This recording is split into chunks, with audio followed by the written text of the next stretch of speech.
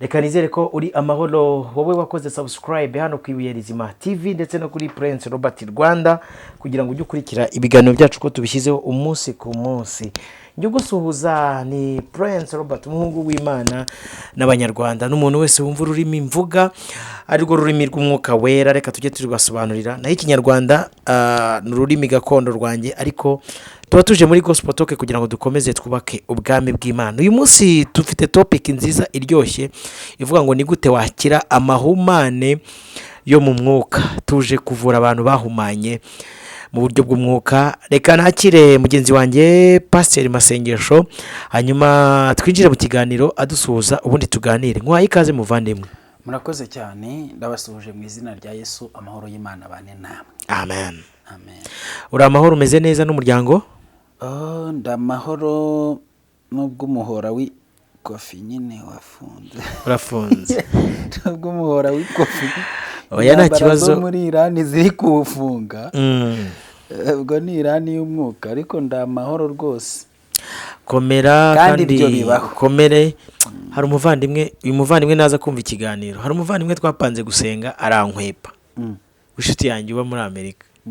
Niyumva iki kiganiro Imana amahoro imufashe amamagare tugumye dusengane. Ndashaka kumusengera. Afite ikibazo nyine nk'icyo ngicyo. Satani yamuzirikiye ibintu bye. Rero wigenda nshuti yanjye ngwino dusenga Imana. Yesu niwe wenyine ushobora gukuraho ibyo bintu byose. Yego. Donc hari ibintu bibaho hari uburyo busanzwe, kuko ubundi crise mu buzima ibaho. Sibyo?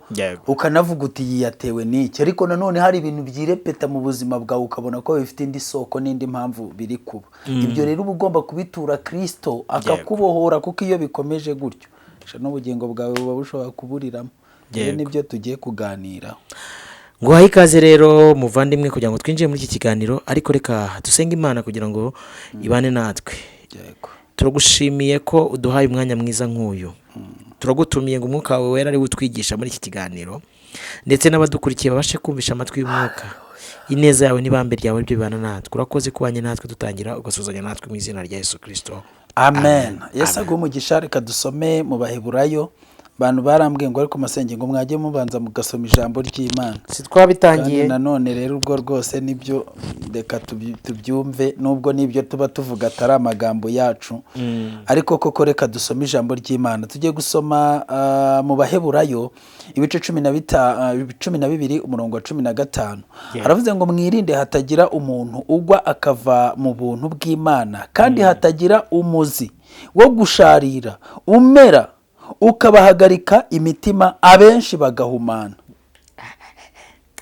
Mwirinde hatagira umuntu muri mwe ugwa agasubira inyuma, kandi hatagira umuzi umera muri mwe ukabahagarika umutima. Icya kabiri, bamwe muri mwe bagahumana. Hari abantu buriya iyo bavuze ngo bamwe muri mwe, hari abantu umuzi utatuma bahumana, ariko hari n'abandi umuzi uhumanye. Icyo kintu gisobanure neza. Yego. Hari abantu bari ku rwego rwo kudahumanywa n'umuzi wo kusharira wameze. Ubwo turashaka twavuze ngo tugiye kuvura amahumane, ni ngombwa ngo tubanze turebe se ngo ubundi amahumane aturuka hehe. Mu buzima busanzwe tuzi ko amahumane aturuka ku bintu bihumanye. Ni indwara z'uruhererekane, ariko zifite uko zituruka mu myuka mibi. Niyo mpamvu n'abantu bavura amahumane akenshi bo mu isi y'umwijima barakubwira bati genda ujye mu mayira abiri ukoremo y'imihango iyi n'iyi, umuntu uri buze akahanyura mbere amahumane aramufata, uwawe akire amahumane ajye kuri uwo muntu. Wumve ngo amahumane ni indwara y'uruhererekane. Nimba umuntu akize amahumane muri ubwo buryo, bivuze ko wowe akuvuyeho ariko hari uyahaye, uwo nawe kugira ngo amuveho azayahundi. Niyo mpamvu nyuma y'imyaka ni amahumane yoroza. Nyuma y'imyaka ingahe uzajya kubona nanone yongera kugarutseho. Bivuze ngo ntabwo wavuye indwara mu buryo bwa nyabwo, ahubwo icyo wakoze wabaye nk'uyideplasa, wabaye nk'uyikuraho gatoya ngo izakugarukeho mu gihe kiri imbere. Iyi ndwara rero ni mu buryo bw'umubiri, ariko ibibaho mu mubiri no mu mwuka bibamo. No mu mwuka hari ukuntu ikibazo cyiza ugakemuza ikibazo ikindi kibazo kuko twarabivuze ubushize ko abana b'isi bahungira ikibazo mu cyaha naho abana b'ijuru bo rero bahungira icyaha mu kibazo rero mu isi hari ukuntu umuntu ahumana irari rikakuzaho aho kugira ngo wihumanuze amaraso ya Yesu Kristo ukihumanuza gusambana wamara gusambana uwo usambanije icya mbere niba yari isugi wenda cyangwa yari imanzi ubumanzi bwe urabutwaye cyangwa ubusugi bwe urabutwaye icyo gihe rero we ubwo icyo umushyizemo nacyo gishobora kuzakura nawe agasambanya undi ko ntiyarazi uko gusambana bimera none urabimwumvishije hanyuma rero nawe agiye kuzakenera uwo basambana wenda ntazakugarukaho azajya kureba undi ibyo bintu bizenguruke cyangwa urabyaye umuteye inda iyo nda umuteye igomba kuvuka uwo mwana navuka bizagusaba kumwihakana rimwe na rimwe umugira inama yo kuyikuramo nayikuramo apfane n'umwana cyangwa se bigenda ukundi kuntu nyuma y'igihe uzabone cya cyaha kirongeye kikugarutseho nawe bagukubisemo ipingu bakujyanye muri gereza nugera muri gereza ibindi bikwakire ni ukuvuga ngo ni rwa ruhererekane rwo kudakemura ikibazo ngo kirangire ibintu byatangiye ari bito ariko ijambo ry'Imana ratubwira ngo irari riratwita rikabyara icyaha kikabyara urupfu narindi kuvuga ku mahumane rero umuzi wo gusharira umera muri twebwe ese ubundi umuzi umera uvuye hehe umuzi umera uvuye ku rubuto kuko urubuto ni rwo rushora umuzi mu butaka noneho rwamara kuwushoramo rwo rurabora urwo rubuto rurabora hagasigaramo umuzi rero ukameraho igiti cy'ubwo bwoko nyine kikamera kikera imbuto nyinshi kandi wanatema hejuru kigakomeza umuzi ugakomeza ugashibuka bira itubwiye umuzi wo gusharirira ubugingo ushobora kumera mu bwoko bw'Imana abenshi bagahumana ariko hari abandi bantu urubuto nidutekereza ku kintu cyahumanya ubwoko bw'Imana ni urubuto rw'icyaha icyaha rero hari abantu kitahumanya abo ngabo n'abantu barangije kubyarwa ubwa kabiri amaraso yabo acangiteranije n'aya Kristo barimo wanesheje icyaha akaba ataribo bariho ari Kristo uri muri bo abo rero ntibashobora guhumanywa n'icyaha kuko nta butware kigifite kuri bo ariko hari abandi bantu biyitirira cyangwa bari mu nzira zo kuza kubyarwa ubwa kabiri uwo muzi ugomba gufatirana ugahita uhumanya rero ibyiza nuko twaba ahantu twirinda hari ubwirinzi butuma uwo muzi urwo rubuto nubwo ruhaguye rudafite ubushobozi bwo kuhafata ese umutima wawe wowe unkurikiranye ufite ubushobozi bwo kumeramo urwo rubuto rw'icyaha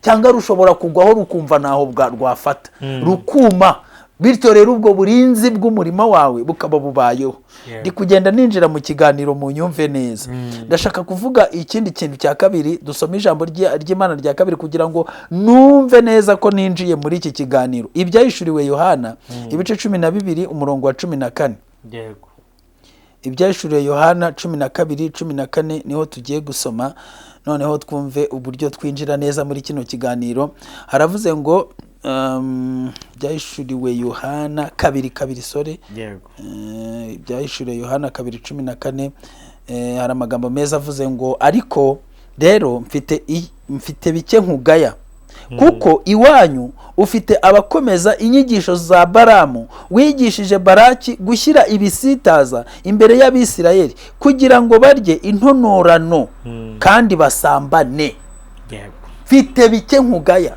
ubu abantu hari ibintu nkugaya abantu bashobora kuba bitwa ko bakijijwe ariko bafite icyo bagawa kandi icyo bagawa gikomeye nagira ngo mbibutse ko kwezi itorero ni proje ya Kristo guhumanya itorero ni proje ya Satani n'abahungu be bose barimo ba Antikristo n'abahanuzi b'ibinyoma nabo bose mubona bamukorera umushinga wose ugira abawukoramo haba harimo abawuhagarariye ba nyirawo hakazamo n'abakozi nabo barimo mu nzego zigiye zitandukanye kugera ku rwego nyine rwo hasi niyo mpamvu buri aho waba uri hose waba uri mu cyaro waba uri uworoheje hari ababa bahagarariye uwo mushinga mu rwego rwawe ubu twebwe turi kubwira abafite uko bifite bagize amahirwe yo kugera kuri smartphone bafite za mudasobwa iwabo za televiziyo internet n'iki byose ariko no kuri rwa rwego rwabo tutabashije kubwira nonaha nagira ngo mbabwire yuko aho ngaho nawo ubuyobozi bwa Satani burahari ariko hari n'abandi bantu b'umwuka Imana yemeye ko babaho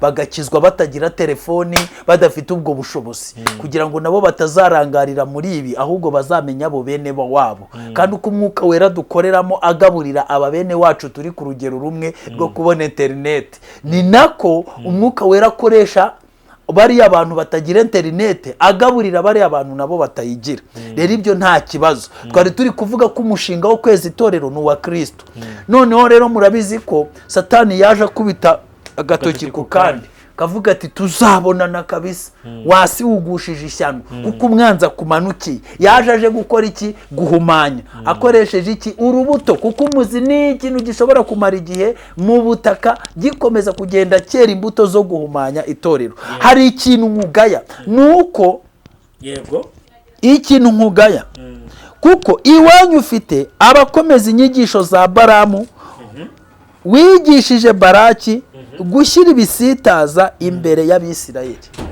Izi nkuru za Baramu na Baraki abantu barazizi. Uwo bita Baramu yararebye baramuhamagara Baraki ngo yagize ubwo baravuga ati ubu bwoko buduteye buzandangiza nitutabuvuma. Ubu kandi ba Baraki bahagaze ku minara bari kureba bareba ba masengesho bakavuga ati nitutavuma ba masengesho mu minsi iri imbere uyu muriro w'Imana uraba watse muri iki gihugu. Nitutagenda tubavumba ngo tubamanure tubangisha abantu tubatere tubagira ibiki byanga bikunda ntabwo biri buze gushoboka. Uyu muriro w'Imana iri shyanga ritoya riraza kugira imbaraga kandi twari twarabazimagije. Urumva Baramu hari ukuntu yari yarafashe ikirere arima kuko yari umwami aravuga ati narabafashe nishyize hejuru y'ikintu cyose gisengwa abantu bose ninjye utanga amategeko naba mbayobya naba ngira ibiki ntawe ubaza ngo yakoze iki nababwira ko indaya ya Yesu yavugiye mu mwuka. Ibyo nyine bagomba kubifata gutyo nisara ntawe uzaza kumbaza ateko wa mwuka watubwiraga ngo twumvire indaya ya Yesu mo niwo watumye isara ntawe uzaza kubimbaza. Nababwira ngo batanga ibitambo ntawe uzaza kumbaza ateriko ibitambo bihuriye hehe n'isezerano rya kera n'isezerano rishya.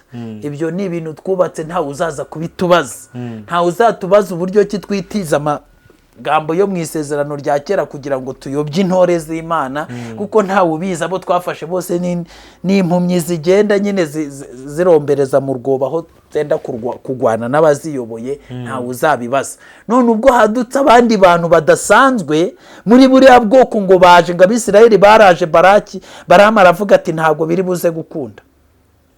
Baraki aravuga ati ntabwo biri buze gukunda ubu bwoko ndabona budasanzwe. Abantu ko twari twarabwiye abantu tukababwira yuko umuntu wese ukishijwe agomba kuba ari mu idini ahuye n'abadiva gahura n'abadepera gahura n'Anglikana kajya muri Isilamu tukababwira yuko umuntu wese utari mu marembo aba ari inzererezi. None aba bantu batangiye kuza babwiriza ubutumwa bwo kubwira abantu ngo bizere Yesu Kristo nk'umwami n'umukiza w'ubugingo bwabo kuko ari we nzira n'ukuri kwizera domination zacu. None aba bantu turabakizwa n'iki ngo Baraki akora imibare yumva ntabwo biri guhura aravuga ati buse ndabigenza gutu washaka amahumane aravuga ati reka mbanze bakasire ngerageze kumukasira umve uruhererekane ngahita ahamagara Baramu aravuga ati Baramu ndabizi uvumye aravumika wa mwene wanyu witiranwa nawe urangizwa na nja ati waza hano kashyira ibuye ry'amahumane hano tukagira utuntu twikorera tukareba mwaneza imbaraga kubita hasi tukareba ko ibibyo twabakasira tukabacecekesha. Ese mwafungura cano sebe radio mwareba ukuntu mwibasira tukareba ko baceceka sebe radio bakubesemo ngo biranga ati turabigenza gutera Baramu mvayo hano ndaguha amafaranga yose ushaka fungura cano umvikanishe ko ba Robert n'abamasengesho n'abandi bavuga ubwo butumwa bigereranya bafite ishyari ari abantu bavuga ubutumwa bw'iterabwoba bw'inzaduka ari inzererezi Satani ko babaciye mu matorero babirukanye, ariyo mpamvu nta muntu ugomba kubatega amatwi. Ngo Balamu araza ajya hitegeye, uwo bita Balaki atamba ibitambo 7 ku gasozi kamwe, ngo aravuga ati bavume bakasire basubire inyuma batazatwica. Ngo Balamu yajya kuvuma, umuvumo ukamugarukira, kavuga ati ariko rero ntago biri gufata kubera iki nubwo bataba mu madini, uko bataba mu madini, ariko ubundi umukasiro wanjye ukorana n'ibintu by'ubugoryi, mpamvu utari gufata nta by'ubugoryi ndi kubabona, nta n'iby'ubupfu. Nubwo mwavuze ngo n'abanyeshyari ntibaraguza barabantu, ntibaraguza, ntibanaterekera, tirekada, ntibanabandwa kabiri, babitse ijambo ryahanuwe kandi rigenda rirushaho gukomera. Neze wagerageje kubiguza, reka nta kintu wababwira, nta nubwo bakwakira invitation yose ngo tubatumire ku dututi batahe tashe twayanogoye, wapi ntago bikora. Twimura kandi gasozi, bakajya ngo ku gasozi kamwe aho bigwitegere neza, bati siba genda ukureho ubucano usibe turebe ko baziba. Agasiba avuga kindi yafunguwe, tati reka iya Yuda iracyari muri bo, nababonye hari narituye muri bo. Wewe reka twimura kandi gasozi tugende mwitereke mu basebye, reka da. None se wowe Balamu biragenda gute? Ngo Balamu yigira inama ikomeye, aravuga ati nimubihorere bavuge, mubwihorere. Aramubwira ati se ko naguha amafaranga menshi kubakasira bikaba bitari kwemera, no kubera iki? Ati ntare ya Yuda iri muri bo rega ihari, ntabwo bishoboka. Ariko mana, ntabwo bishoboka ko wabahumanya ngo byemere, uwo mukasiro wawe ntiwabafata. None se bigende gute? Terekada. Balamu ngo yagiriye Balaki inama ikomeye y'amahumane, namubwira ati bundi wowe jyana amahumane, umukasiro wo tegura amahumane, iby'imikasiro amahumane wowe iby'imikasiro ntabwo bifata ibintu byawe byo kwirwa utemagura inka ngo urabategera ku mafaranga, urabategera ku biki, ntabwo birakunda. Wowe tegura amahumane gute se? Genda ubabwire, ubwira abamowabukazi bambare amakabutura, amajipo y'impenuri, bimakiye, biyepiye, bakoreshe za happy birthday mu nsengero, ujye ubareka basenga iyo mana yabo. Ariko nurangiza kubona basenze, muze gusoza muzana keke itongereyemo. Uri kubyumva ibintu byo mu rwego rwo hejuru, uvuga ko ari mushumba wagize anniversaire, maze nimurangiza mumufetera imbere y'amateraniro, nyuma yo kubwirizwa ijambo ryose n'ibyo babwiwe, iyo keke n'ubwo buririmbo bwa happy birthday burabakoropa mu bitekerezo, nimurangiza mubahereze iyo keke yerejwe bose, mukatakate buri muntu wese aryeho, ubundi muratamwa barangije. Uzabone ko bongera kuyivuga, uzabone ko bongera kuyivuga. Ibyo byo kuvuga ngo murozi yinjiye hano, nimubona byongeye kwigaburo ryera, mutegura abantu bacu berejwe, abari bo bari imbere kuri divayi, ku mutsima, bamanze bawurangize. Umuvandimwe yagiye ahantu bari gusenga ngo yiteguye igaburo ryera, wagiye kubona abona urikikiye amapasiteri cyane, ati shati ariko ntago nkuhereza, yarari muhubuza cyane, hagati shyira hasi, shyira ha banze uryeho. Hariho n'uwahawe kondisiyo avuga tuzarya uritanga ariko we ntukaryeho, kumva ko tuba twarirangije. Wagezeho baramubwira tumva twumvikana, manza nawe uriryeho, manza uriryeho, nutarirya ntabwo riri buze kurema. Hati wowe bari murisha ku ngufu, amubwira tuzanabaze, urumva? Hati ko nanjye umuzi wo guhumana umva ko mpengane ejo nasinzira. Byagenda gute rero? Abo bantu Balamu ngo abwira Balaki ati wowe ntabwo byashoboka, wowe abagabo b'Abisirayeli nibarangiza kurya intonorano bazatangira kurarikira abamowabukazi, nubwo Imana yari yaravuze ko batazashaka muri buriya bwoko, ariko bazatangira kubasambanya. Niba basambanya yo kuruwazoma y'umwisirayeli uvanze n'umumowabukazi kizavukamo, ntibazakihakana, azaba ari icyana cyabo, intare zavamo cyane rwose ko intare ntijya iba muri urwo ruvange, kuko ibana n'abera nyine ngo irera nayo ibana n'abera. yamuhaye amakuru avuga ati bundi iriya ntare hari ibintu nabonye ikunda, iyo ibintu byahumanye kikaba kidakonje cyangwa n'ikinabiri ikuramo akarengera ruka, ukagibona guhera hano hari ikimowabu, kareba hano ari mu mwisiraheli, ntare ndiyo ushobora kuva ihitiruka.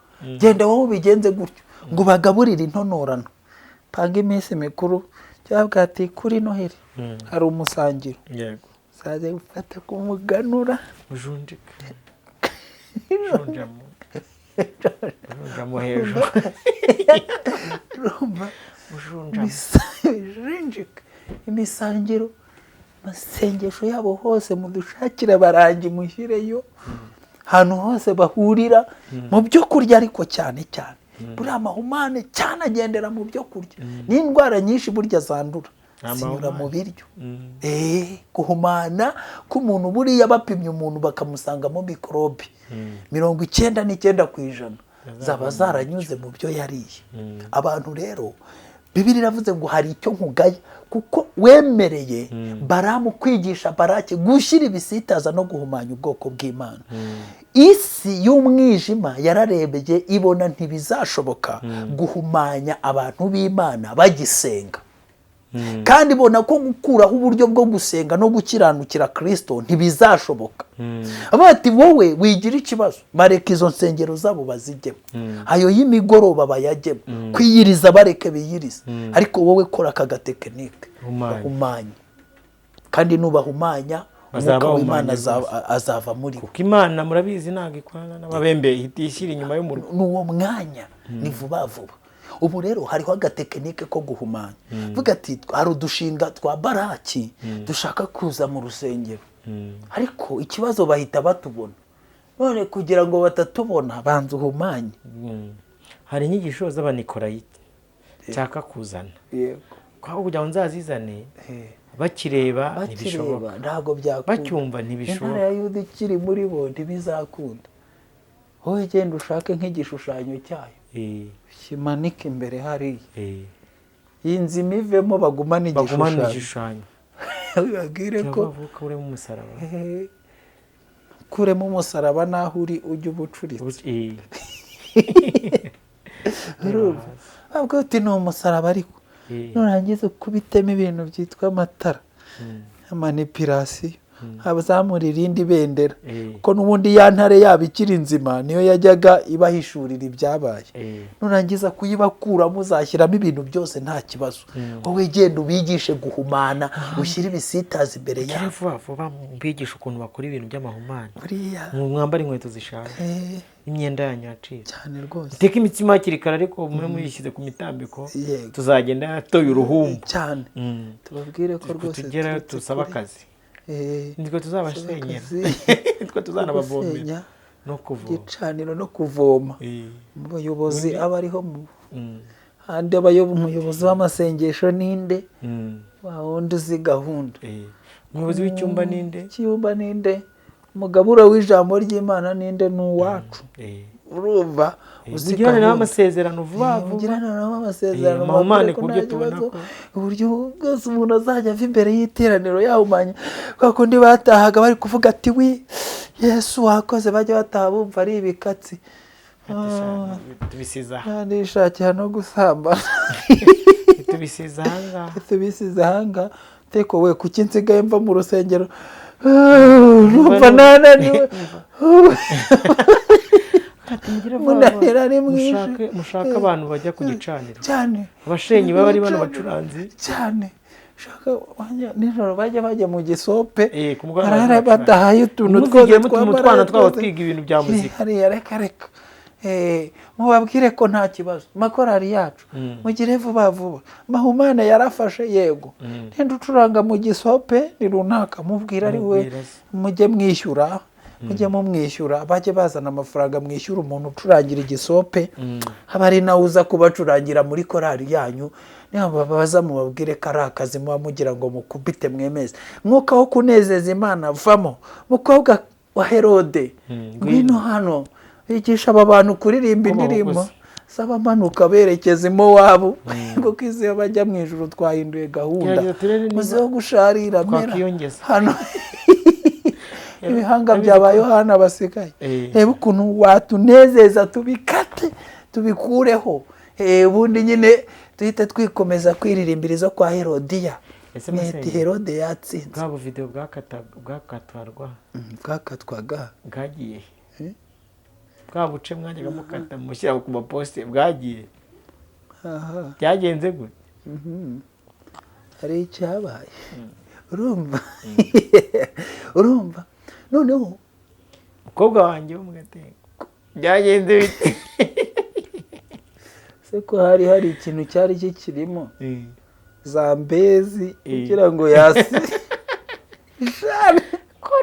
guhumana kuko guhumana iyo umuntu yahumanya atangira kurwara agenda yishimagura ahantu hose bita abantu bari kwishima bari kwishimagura byanze ibintu byanze ahantu hose mu mubiri byanze umushuti wacu wa Nyarugenge byagenze bite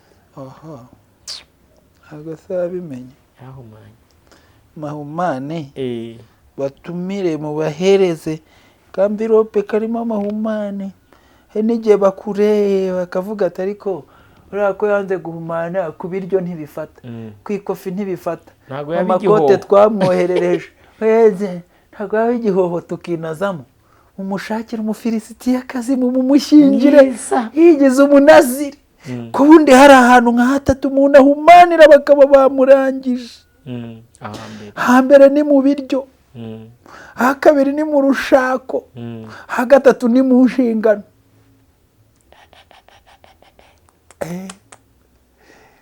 bazi ubwenge amayonezi ni ihumana nk'uko nongera ashyiraho tamuneri yazo buri inkoko ni ikintu bita ihumano ati mwihorera abwirize neza yisararanga ariko n'ubwa nyuma azababwirije uwerejwe we uzabikore neza uyikaranga uyikubita umutongera icyo bita intonorano wa nkoko uko ubyuka mu gitondo uzenguruka ushutara dore kusemo uruzerero kaguru nikazahame hamwe kaguru nikarashyira itoragura mu myanda ariko n'abazajya arashya atoragura mu myanda kandi ijambo ry'abanyamwe gusa muri imbere arahiriza ibyumba ijambo rimwe arahiriza Rwamagana ijambo rimwe arahiriza Muhanga ijambo rimwe arahiriza indege ijambo rimwe arahashya shaka ibyo kurya bye bizahore biri buriya inkoko ihora ishaka ibiryo mu myanda nkuwerejwe rero ikintu ahita akora ahita yigucomeka rya tako ryiza akavuga ati werejwe wabikoze uko azaza kuyihekenya ikimugeramo azajya ahora ashakira ibiryo mu myanda ubwo iyo uzi icyo bisobanuye ibintu byo kuvuga ngo mu izina rya Yesu twahombye ibyacu byose kubwo kuronka ubutunzi bukomeye wapisha itike nangahe kamvirope nangahe hari mwene data ejo wamvugishije arambwira ngo batumiye wa mwene wacu wo ku Migezi ye Babuloni bamubwira ati abantu bacu mwene da bakunda indirimbo zawe baragukunda cyane n'ukuri bifuje kugutumira ati none si ubwo koko muniyehe sitina ati si cyo cyaro koko reza ubwo mutanga ngaye ati rwose twe twihanganye turateranya twabona 150 amanza gukubitamo agatwenge gakeya aravuga ati nabura nabababariye make ni 800 uko muri abantu numva nyine naho ni 800 niyo makeya nimba daharimo ati yewe data we ati bwo se birashoboka mukozi wima ati hoye ntago arababwata ahubwo nazo nimbabaza timbivuyemo nabyo bishingwatsemo urumva guhora ushakira inkoko ibyo kurya mu myanda utitaye kuvuga ngo hari ahantu n'abasataniste ibyo birabareba hari imirasire ibyo birabareba hari abazimu ibyo birabareba niba barangi bakorana n'imbaraga z'umwijima babo baratambwe birabareba wowe upfa kuba ufite zarashya gusa urashya ukabonamo ibyo kurya ukitahira ibyo kuvuga ngo naba mu bwoko bw'iwanyu wapi Samusoni. Ibyo ni uburyo baguhumaniriza mu biryo. Abantu bari guhumanira mu biryo. Hari imiryango yanyu ngo buri Noheli cyangwa buri Bonane cyangwa buri indi minsi mikuru ngo mugomba guhuza imiryango yanyu yose mukagenda mukarya, tugomba kujya ugasanga babahase kujya kurya umuceri ariko hari n'abandi ngo uhuruye ko bazajya bahururira muri business. Hari n'abandi ngo bagomba kujya kurya imiceri amapirawu ku minsi ntazi atekesheje. Hanyuma iyo byose babyita kwepinotiza. Urumva bakaguhubika bakakurangiza ibyo bita guhumana. Hari inama yakozwe iravuga ngo kugira ngo Robert ave kuri YouTube nuko tumufata tukamushakira aka business akora ariko mutekereze neza mwitonze umwe araza bivamo cyane ahubwo ati Robert nge sinzemera kureka umurimo w'Imana busheri umuntu wagezemo ntajya yivamo ntako byashoboka ati nimumushyira muri busheri nazongera kubona umwanya kandi azadukorera akazi neza gahunda zibe ziraho. Ubu hari abandi bantu bavuze ati mu rwego rwo kugira ngo tubabone turabasirika cyane ati nzakuzirikira isoko y'amazi ayo ufite apfa kuba yaraturutse muri iyo soko uri under control y'ubutware bwanjye cyangwa mu maduka duhamagarira abandi. ariko uzi ko hari umuntu bajyanye kwa Robert bamuha gucuruza amashuka buriya bwoko bwanze guhumana gishyira mu mashuka marido kubiteho ku buryo buri wese uzajya ugurira idaka yiyoroza kongera kuvuga ngo Mwami Yesu agakiza ubwoko itayoboka mu kurashya mu myanda genda tugire hariya nta kugenda bwaraseza tunyobore urabyiki icyo nshaka ni amarido sinigeze ntabwo nigeze nyasengera njya kuyasengera ngo mbwire Uwiteka nyobora heza njya kuryama mbanze nyamese ngo nyagire akayekana jana hano akaryama muvuga cya gahunda z'ibitekerezo gahunda brad shower hirya mubigisha ukuntu bunama abo kana kenda kuvuka nkaba mwana gakoreye baby shower cyangwa karabacitse kabaciye mu myanya y'intoki mugira vuba vuba wakabonye bagapostinze ku mbuga nkoranyambaga aho ngaho shwanyaguza imbere cyane cyangwa ugaya nuko waretse Baramu kwigisha Baraki gushyira ibisitazi imbere y'ubwoko bw'Imana kaginanora bagatonora hose bagahumana fotora vuba ngwira tujya muri photoshoot mudigi tuushyire hanze n'umwana babimenye kare cyane babimenye kare batagire kumenya ko hari urubuto rushyashya rugiye kuza sarudahe yakirika ati kandi muzababwire ko ari ibintu by'ibisirimu bigezweho mujye mubyohereza amafaranga aya mahumane mubabwire ko nta kintu atwaye mahumane ntari bihi mujye muvuga bari aba Robert kari abantu arenza ribiri kubavugisha no kutagira ikintu baba bariho ari byo bituma bavuga kuriya ariko iyo mana yanyu itabasirimura itabajyana bya sekuse itabajyana hanze uri n'Imana iyo ni Imana nyabake kuva nabonana na Baramu nibwo natangiye ubuzima bwanjye barakinga nagera mu biganza bya Baramu narabarakinze ngo ndabarakinga ngenda barakinga ngomba numva ubugingo ntabwo ariko ntari za blessings zaraje na blessing barakinga ndiko ngo seri impumyi bwose ariko nyine narabaraki barakingi namwe mushatse mwaza urumva hakaba hari abandi berejwe kuvuga ibyo bintu neza kandi hari umuntu numvise avuga ati namuvuze neza aranyoherereza barandya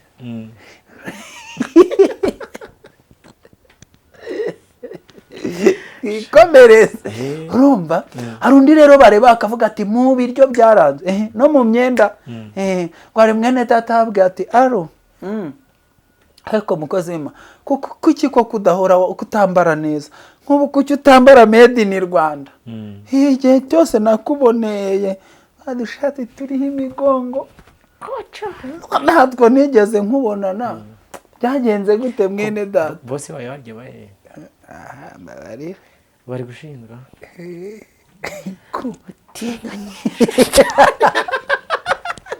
nakwoherereje ujye gufata impano yawe nakwoherereje ahangaha hejuru gahunda yazikaniye koko ati mu izina rya Yesu guma n'ibyawe ati twari tuzi ko tugiye guca mu myenda none naho biranze ubu turabigenza gute noneho rero ngo hari ukuntu basigaye bagenda kavuga ati ubu ngubu si ibyo gusa buno bwoko tugomba kubuhumanya kugeza ku rwego dukora n'ibihoho tukajya dushyiramo harya ngo Samusoni yica abafilisitiya 1000 arabica hajya ngo warirase ngo Yosefu ngo yabaye umwe mu gihumbi ngo yabaye umwe mu gihumbi uretse gato ya Dawidi ko twarangije Salomo tumurangize tama turehereza uriyo va mu nzira munoni yaje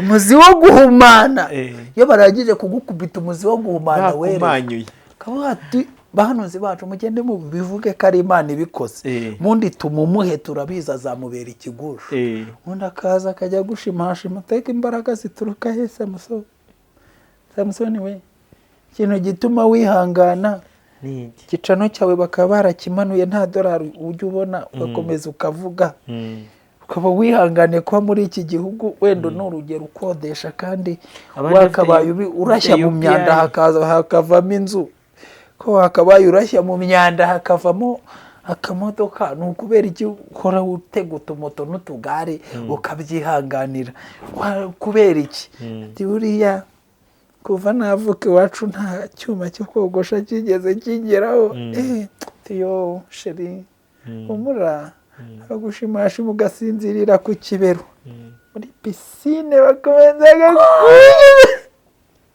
arwere data ngabonye ibintu by'imigezi bogamo uburima arimo hejuru cyane ntabwo ushobora kuvamo uburima arimo butakwatatse ntibibaho mubwire Baraki kora ikintu cyo guhumanya ngo Baraki abwira Baramu ati ko naguhaya yanjye ukaba ubavumye bikanga none biragenda gute Baramu aramubwira ati njyewe nziranye nabo genda ubahumanye isengero bazagume basenga ubihorere bajye baza mu y'imigoroba baze mu y'igitondo yo guhimbaza bagume mu nta kibazo zabahambana ati bihorere wowe ujya uzana ibintu byo kubahumanya gute se imirasire humurire ya mirasire ya Satani iragakora ku buryo ari ikindi dukora inama reka dushyira abanyamakuru bacu yego twashyira abanyamakuru bashinzwe no kubasebya cyane rwose adeperi pararara adeperi pararara herererere wararara kwa cyane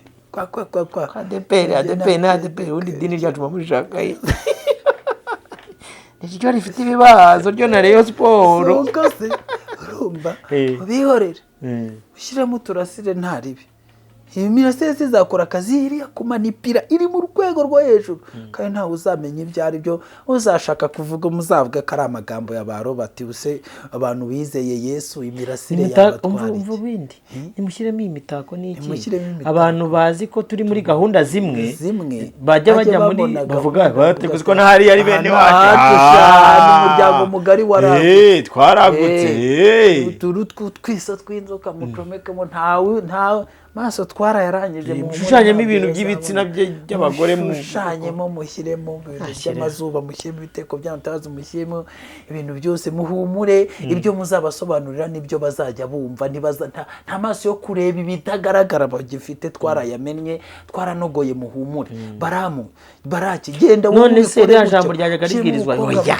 abo ngabo tuzabakuramo uri kumva irisigaye abo ngabo muzarebe ibyo tubwiriza iby'imigisha nese ko ibunaka hakiyobora ba bantu bagifite rya jisho ati nibyo hakibwa babwere bw'itorero uwacu ugomba kujya kubahonora kajugunya mu gishanga n'ubuhe hari umwe muri bo wabonye ngo abakarabye arakara avuga ati ukuri umubonye abakarabye niko mwese muri kuri iyi ngoma mutazi gahunda hagiye kujugunya mu bisheke hakaza berejwe mwohereze yarasaze. ku wa gatanu paruwasi ya runaka y'ibunaka umushumba mushya, ku cyumweru umushumba mushya, ku ikindi bunaka umushya. Aba bashya bari kuva hehera babagaye mu ruganda barerejwe barayasoje yarangije cyane. Urumva kandi bati nta rundi wigishijwe waje kwigisha mushya hano, tugiye kumutumira, tugiye gushyiraho ibuye ry'impatizo. Kaza agashyiraho ibuye, agashyiraho n'indi gahunda. Bati iki kirere ndabahamagaye, iki kirere cyose nagikoroti menye n'imikino y'amakipe, dore iyi kipe izatsinda. Tuzanabibona ejo bundi iri muri Canada no muri Amerika. iri he ubona utagezeyo zamenye ko n'ubundi gahunda yari yanzanye ariyo kuba witagiza akarindagira. Urumva kaza byose ntawe ubireba, bagume bahimbaza. Reka nivugire rata rero kuri aba ngaba bareba Samusoni bakabona byaranze, ati tumushyingire.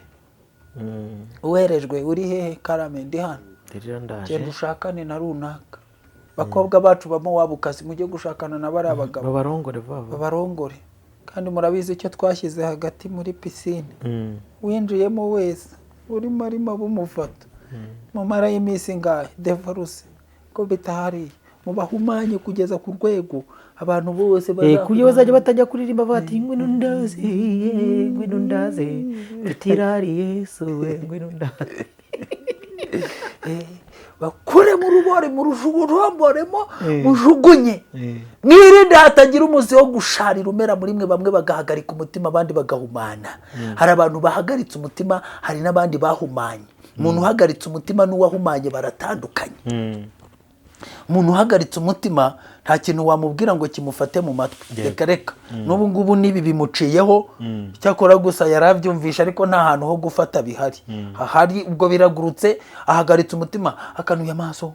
Ibi bizagenda gute? Ibi biciye aha, ibi bigenza gute? Tuzarya gute? Tuzambara gute? Birarangiye biciye aha, bimeze gutya. Yewe data we, umuntu uhagaritse umutima wamubwira iki? Noneho uwahumanye we rero wowe yararangiye. Nangwa n'uhagaritse umutima ashobora kubona ihumura akagira. Ubwo wahumanye we rero nushaka ukora ibiki byose nukwishimagura, nta kindi kintu wamubwira, nta bundi buzima. Uko ni wahumana ngo amaso asigare, ni wamwereka ngo arebe, ni wamubwira ngo yumve. Gahunda yo guhumanya niyo gahunda ihari. Mujye mubabwira Yesu, ariko ari Yesu witwa Yusito cyangwa se ari Bari Yesu, uwo bita Yesu wundi. Mubabwira ubundi butumwa, nimukongere kuvuga Kristo wabambwe. Mujye mubabwira muze mumanure biranagana, muze mugire gute. Kandi niyo muzagira gutya kugira ngo batabavumbura kubera ba masengesho agifite buriya bwiso bwatunaniye kunogoramo. Mujye muvuga Yesu, ariko inyuma hari abari gukora rituweli, mihango y'isi y'umwijima, bari bacanye amabuje, bari kugira ibiki byose, bagenda bamanipira bazamura. Kandi mujye ku ruhimbi ntimukabura utuntu mutabamo. Mujye mushyiramo utuntu, mugire utuntu mutaba ku ruhimbi, mujye mugira utuntu mumanika. Saa 9 z'ijoro mujye mubanza mu rusengero, mubanze mushyiremo ya myuka, ku buryo abantu bose nubwo azaba ari Yesu babwirijwe, ariko atari we bazajya batahana mu mitima. Ku buryo bazabinka bagahuma, ku buryo ibihe by'imperuka nubwo bizaba biri kugenda biza byitura kuri bo, ntawe uzabirubona. Bazajya bahanga amaso ama etaje, bagahanga amaso amanyubako, amabizinesi, ibyanza bakuyemo inda, bapfuye abapfushije, ari ibyo gusa bibereyemo. Tubakina kadanse, tubashyira hirya hino, bakarinda pasa wacu, mushumba wacu, nyakubahwa dadi, mami. Abazaba ari ibyo mubasigira gusa, cyo bita intama z'imbago. Tubahenebereze, tubarangize. Bamwe mu bahagarika umutima, si umuntu uzana n'ibihagarika umutima. Dore nge nashakiye sinigeze mbyara, ariko byara gute se bararushabuyemo cyagiye kohereje umuntu. Dore mutima wanjye urahagaze, bizinesi yanjye iri guhomba.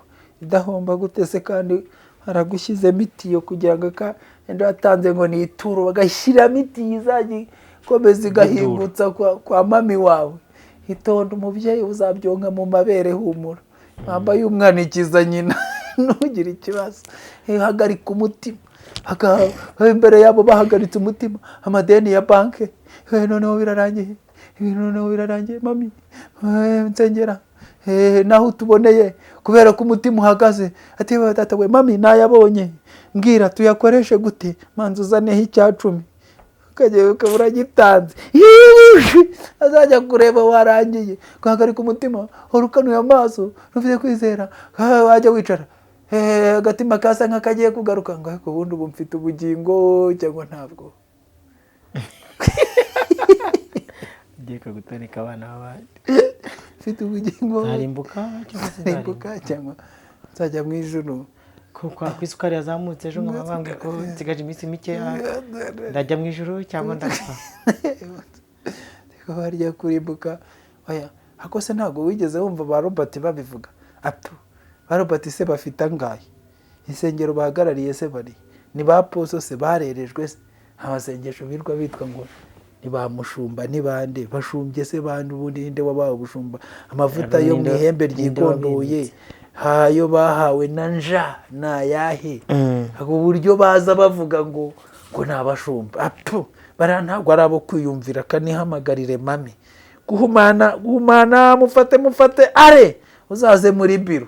Waragiye akamurangiriza muri biro akongera akepiratiza agahubika ugataha ihubi ryuzuye. Umva wongeye wuzuye nta kibazo. Umunsi wawe bagashyiraho ifoto yawe ati araruhutse inshuti ya Yesu asinziriye mu gituza cye, araruhutse uruhuka ujya he? Hano hanze hari abantu berejwe guhumanya. Ngiye kubivuga nahuranya nihuse kugira ngo nsoze, kuko ubwo ndumva ngeze ku gihe cyo gusoza.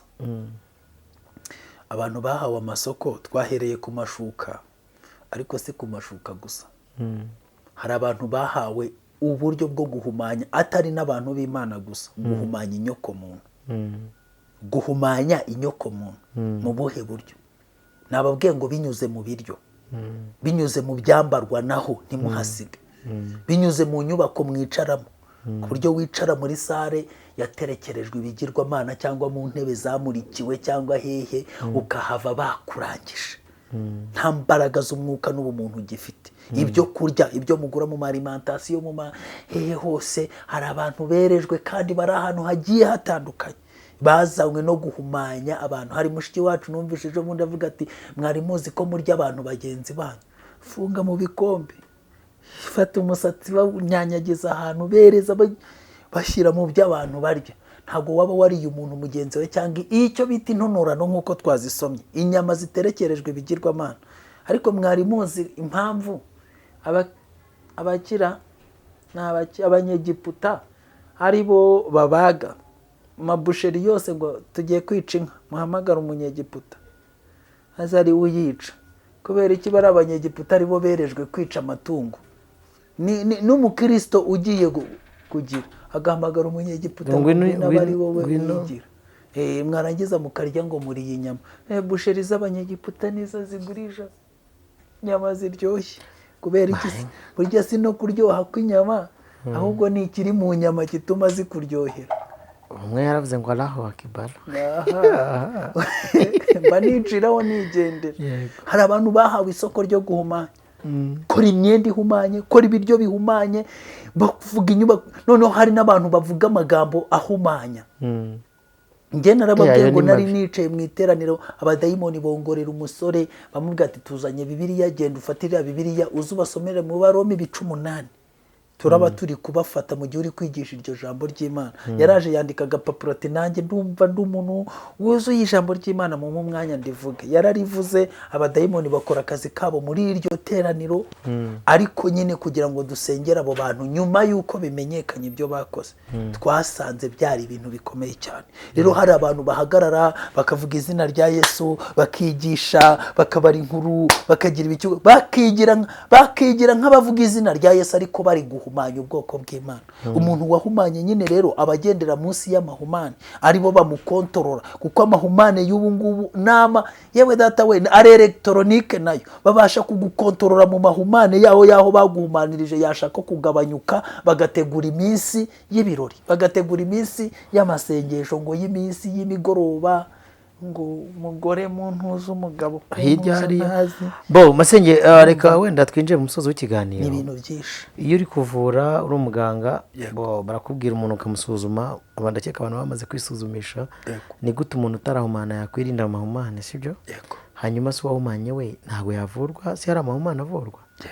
Umuntu yavurwa ate utarahumana, utararugwa, yakira ate umuntu? Reka mbere ku muzima, kamere ku muzima, kuko umurwayi we buriya aba ari amahirwe yo gukira no gupfa. Ariko wowe muzima, hari uwaneshereje abanyabyaha, hari uwatsindiye isoko ryo kuturengera. Bibiliya itubwira iki mu byakozwe n'intumwa 4:12? Haravuga ngo Yesu niwe buye ryanzwe namwe abubatsi, ariko ku Mana rihindukira ikomeza imfuruka, kandi niwe zina ryonyine ryahawe abantu munsi y'ijuru bagomba gukirizwamo. Iryo zina muryemere mwese, muryizere mu mitima, nibwo muzatsinda. Mujye muri Kristo Yesu neza, muve munsi y'ibiganza by'abantu, mujye mu biganza bya Kristo. Muve inyuma y'abantu, mujye kuri Kristo Yesu. Dore ijambo rye ngiri niryo rishobora kubakiza. Musengeshe umwuka iteka mu buryo bwose bwo gusenga no kwinginga. Biravuga ngo umunyamakenga iyo abonye ikibi kije arakikinga. Murebe urukuta mwakwikingaho ikibi kandi kiza murora. Umunyarwanda yise umwana we ngo nibuzurora, avugaga ububwa. Niyo uri guhumana uhumana urora, ariko nyine kuko utagize amakenga ngo wikinge, iryo humane rikakuzamo. Rero wowe muzima, nagira ngo nkubwire ngo ishyamba si ryeru. Ishyamba si ryeru, cenga buri kimwe cyose ubonye. Gura na Yesu akayunguruzo kayungurura ibibi kakajugunya, ibyiza kakamenya kakabika. Icya gatatu, saba Kristo aguha umwuka wo kurobanura imyuka, kuko ntabwo wabasha kumenya ko amasengesho avugishwa n'umwuka w'Imana utabibwiwe n'umwuka w'Imana. Kuko umwuka w'Imana arondora byose ndetse n'amayoberane. Ariko nta muntu ushobora kurondora umuntu uri mu mwuka w'Imana. Musaba umwuka w'Imana ubasha kubaha gutandukanya, apana kubirebera ku mvugo, apana kubirebera ku isura, ku gihagararo aho umuntu ari, ku byagezweho. No, saba Imana iguhereza umwuka wera, niwe ugomba kukuyobora mu kuri kose. Wowe warwaye rero barangije, haracyari ibyiringiro yuko ngwino ku isoko ngari nziza, ca bugufi wa mutindiwe, jya ku birenge by'umukiza agutunganye. Birashoboka ko baba baraguhumanije ariko batarakwibye, kuko hari n'abibwa ubugingo bukajyanwa. Nimba baraguhumanije gusa, haracyari amahumane ari inyuma, Yesu yayakuvura. Iri jambo rya Yesu ryakuvura uramutse uryitayeho, ukarisoma, warangiza ugasenga, ugasaba amaraso ya Yesu Kristo ko akweza, yakweza ukongera ukabonera. Nubwo ibyaha byawe byari umutukutuku, Yesu akabihindura umweru usa na sherege, nk'ubwoya bw'intama bwera. Yesu Kristo akakubabarira, akaguhumanura bya nyabyo. Guhera uwo munsi ukajya wumvira umwuka, ukajya ubana n'abayo, ntusibe na rimwe kuyikorera. Amen. Imana ibahe umugisha. Ni umuti ku bahumanijwe, kandi nanone ni uburinzi, n'urukingo ku batarahumana. Ndabashimiye mwese mwabanye natwe muri ibi biganiro, kandi ubuntu bw'Imana n'urukundo rwayo bibane namwe. Nshimiye n'umuvandimwe waduhaye umwanya akatuganiriza. Imana amahoro ikurinde guhumana mu izina rya Yesu Kristo. Amen. Amen.